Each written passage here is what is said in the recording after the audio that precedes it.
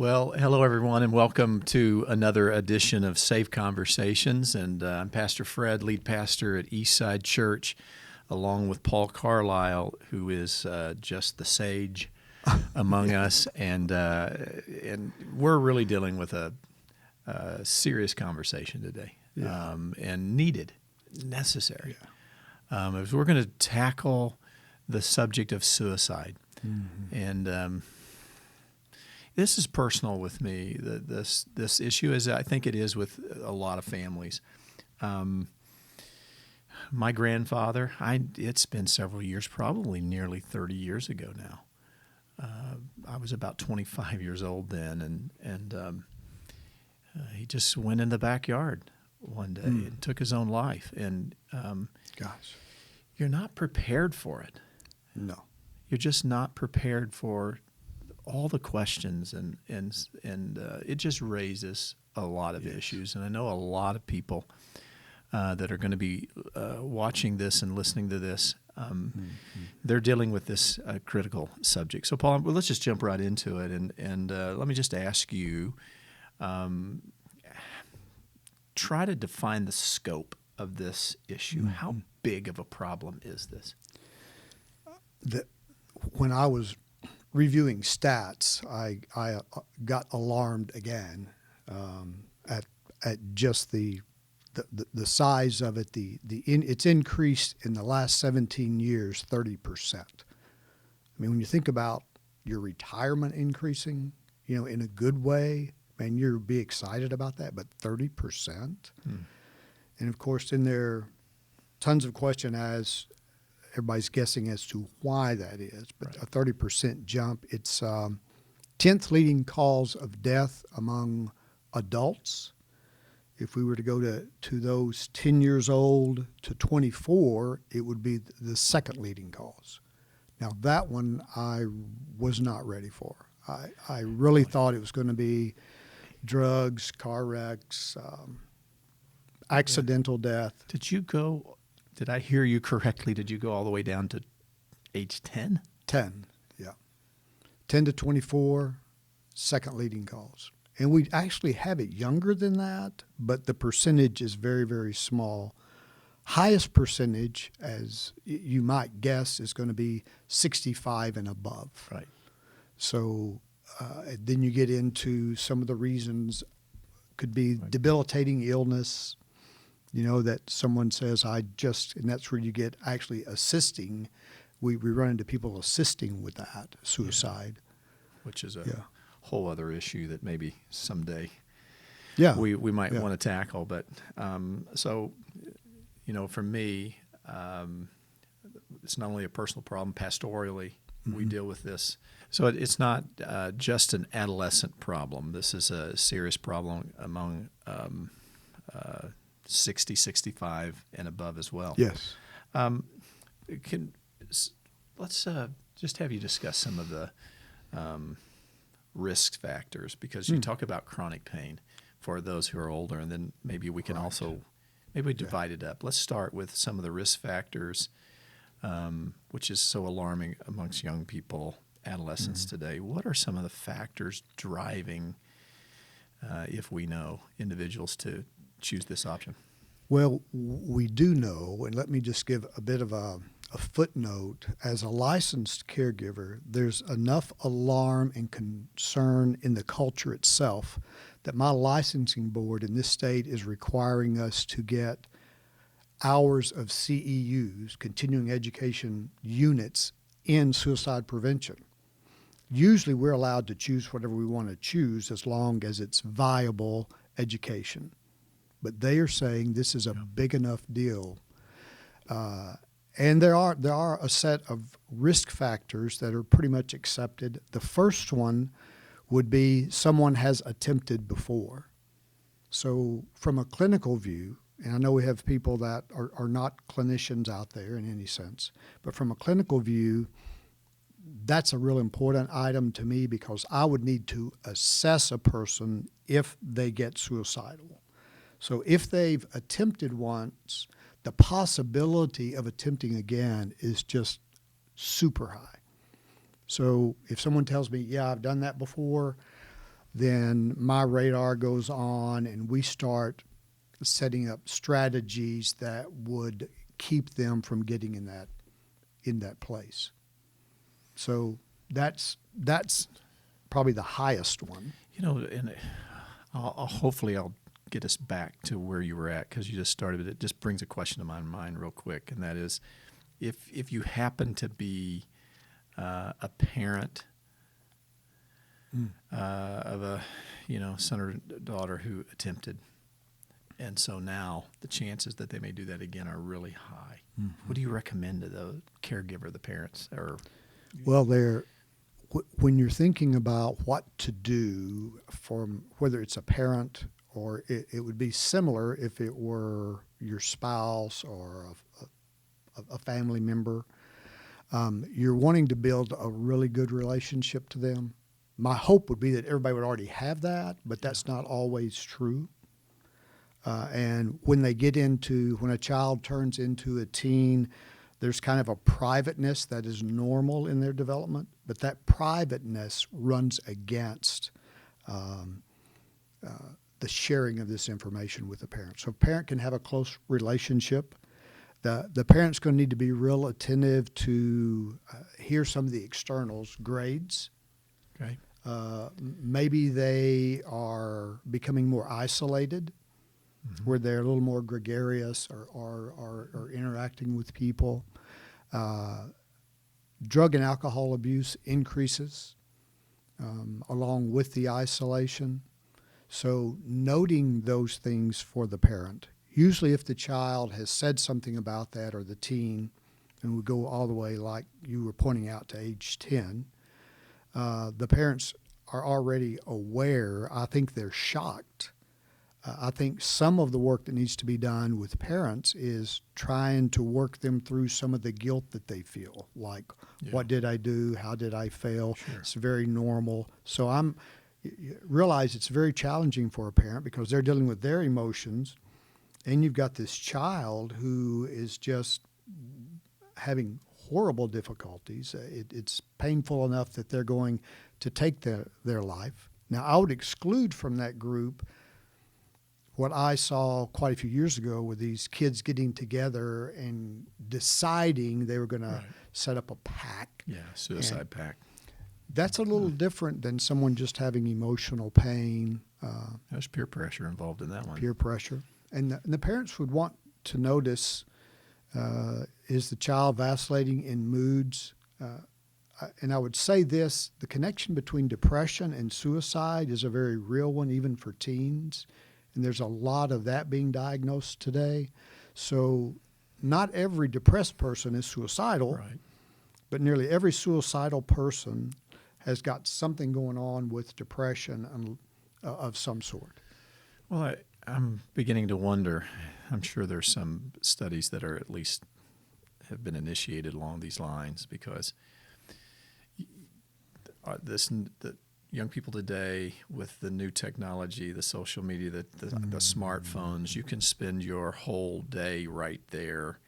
And so the connection, because you talked about parents being connected, but it seems like technology allows for this isolation to happen, where we really don't have to talk, communicate, find out, because there's such the power in the smartphone. Yes. Yeah, it really, if a parent finds themselves a little bit more passive in their parenting style, it may be awkward at first to be more assertive and say, I need to look at your phone, and they may feel like they're boundary crossing. But at this point, when a teen or younger gets there, the goal is not making them happy. The goal is keeping them alive. As a therapist, I have to make hard decisions that I'm not trying to make this person like me all of a sudden. Like when I say, I think you need to go to the hospital now, I'll walk you out to your car and give me a call when you get there. Have the doctor tell me you're there. I mean, that's very direct. And when you talk about media, a newer area to us as professionals is not just bullying, but cyberbullying. So when you get into this media, These children can have their friends posting photos, actually distorting the truth about them, and it can be done in an anonymous fashion sometimes. And so the kid gets literally beat up even out there in cyber world. So that's where the parents would need to be in an active role to be supportive of that. And what I think you're saying is the role of the parent is to say, no, we're for kind of the long-term plan. Hey, we're putting the phones down right now. Mm-hmm. We're having dinner together. We're talking. Yes. We're going to find out about your day. This is our culture of this home. Get used to this. I watch a lot of sports, obviously, and I was watching a baseball game, where a group of students were brought to the game. It was like the weather day, and they were all learning about the weather, but they got to stay and watch the game. So here's this picture of a group of teenage girls, preteen to teenage girls, and I'm sitting there watching them, and almost every one of them is on their phone. They're not watching the game. They're not talking to the person next to them. They're not interacting. They're just on the phone, and that's the norm. Yes. And I know it's not. Sound like an old fuddy-duddy, like what's going on here, but I just wonder if that kind of contributes to the isolation that they feel. And of course, you talk about cyberbullying and all. Well, I think it's if I were to say something to mom and dads out there, if they're listening in on us, I would say it's shocking to hear that a child is wanting to take their life, like you mentioned with your grandfather. Yeah. I talked my dad out of suicide twice, and it's no fun to be, just in the presence of someone having those thoughts and words and ideas and images is unsettling. And the parents need to know that that's okay. I mean, this should be shocking. This should sort of wrench you in a way. It should. Well, Paul, I've done the service of suicide victims, and the youngest was, I think it was 13. Mm-hmm. 13 years old, taking his life. Yes. And well, could you discuss a little bit of the connection, because there seems to be a rise in mental illness, and I know that encompasses a lot. Yep. And are these tied together, and clinically speaking and such? Is there I have a stat that would say that, now this is suicide, not just teen. I'm talking about the whole population. 54% had no mental health issue. So what that means is something has happened to a person that has crisis-oriented, or maybe they've had multiple issues like financial, job, because relationship issues are a very high percentage of the contributor to what might be a risk factor. So we've got 50% that wouldn't be like me with a history of depression.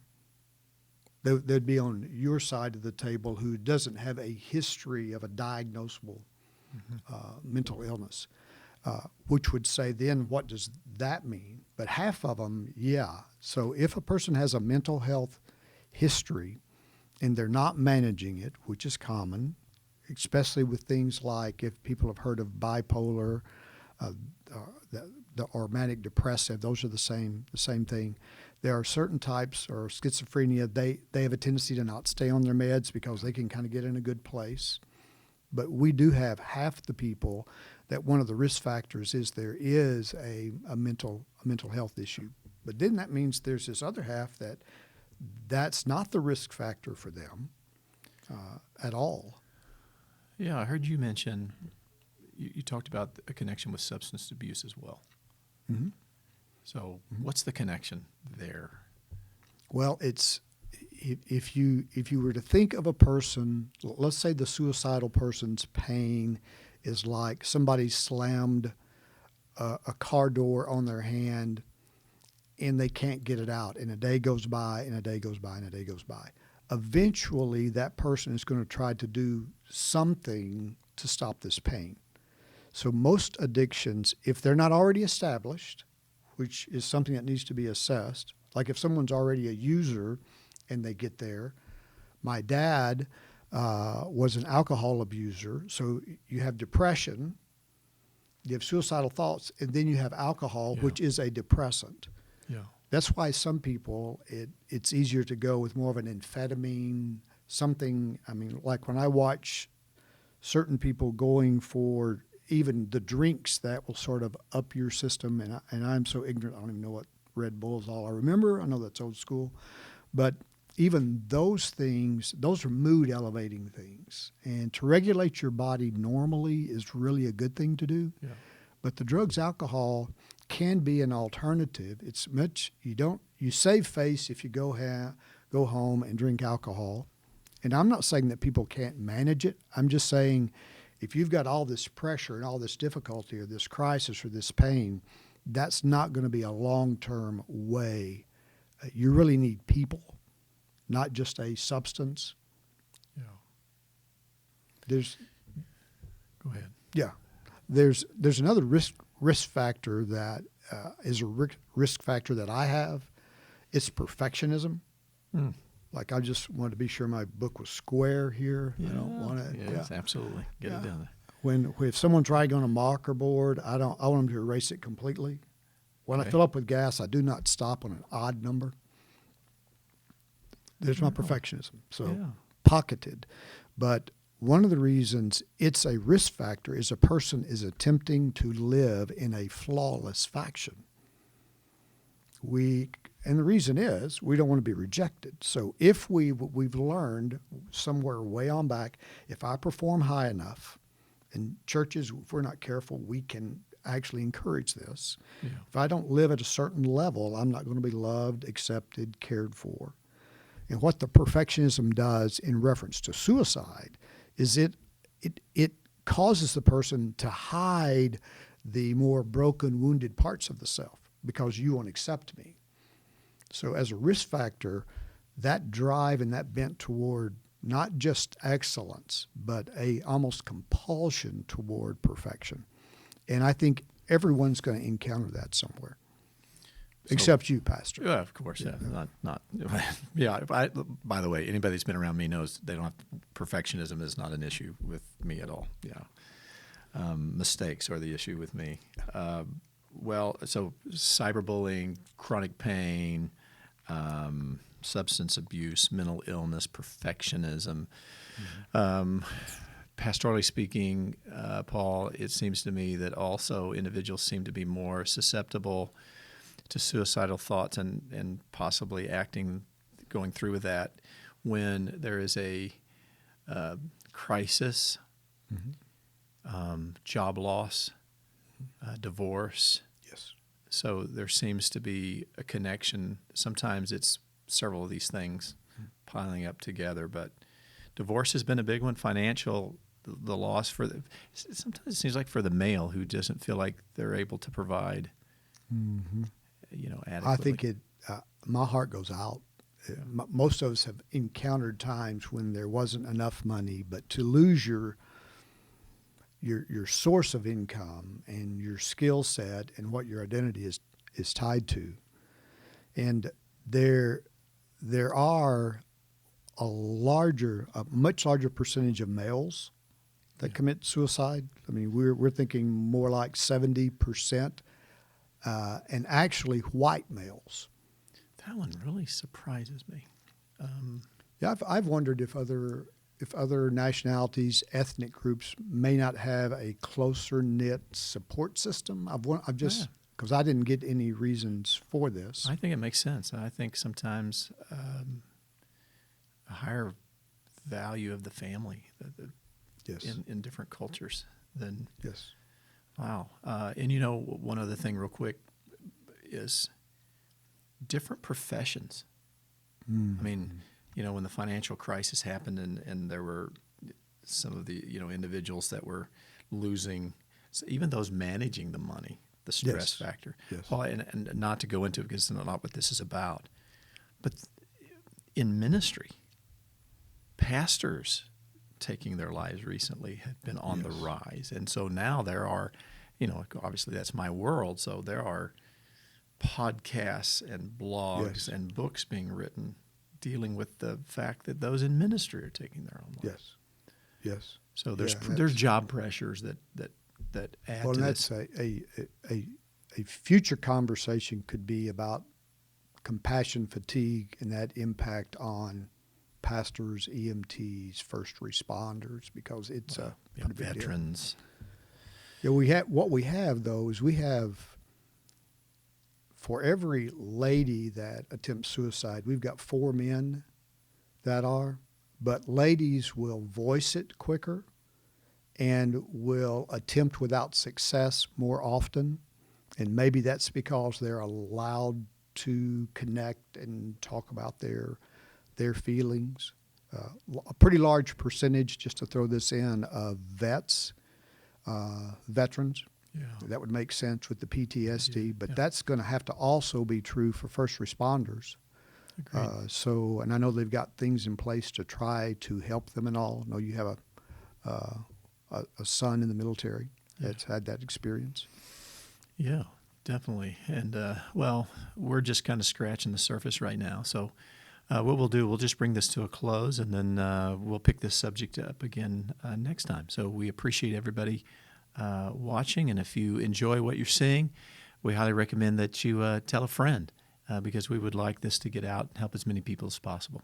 Thank you, everybody.